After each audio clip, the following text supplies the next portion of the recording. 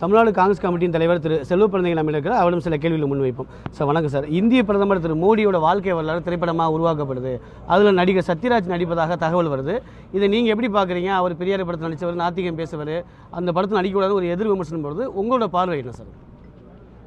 சத்யராஜ் அவரை பொறுத்தவரை அவர் நடிப்பது பல படங்களில் வில்லன் வேடமிட்டாலும் உண்மையான ஹீரோ அவர். எங்களை பொறுத்தவரை தந்தை பெரியார் வேடத்தில் தந்தை பெரியாராக நடித்து வாழ்ந்து காட்டியவர். அப்படிப்பட்ட ஒரு புரட்சிகர எண்ணம் உள்ளவர் அவர்.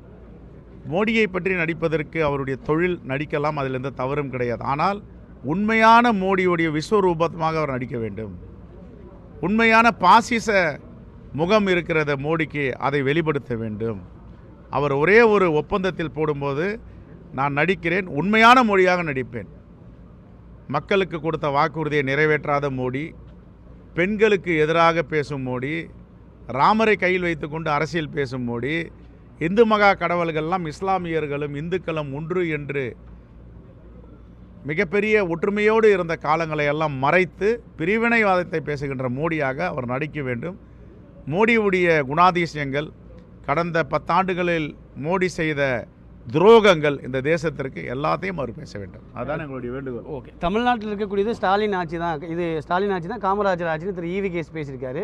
அதுக்கு பாராட்டு கடிதமும் அமைச்சர் சாமிநாதன் அனுப்பிச்சிருக்காங்க. இதை எப்படி பார்க்குறீங்க? இது ஏதாவது உங்களுக்கு பின்னடைவாக பார்க்குறீங்களா?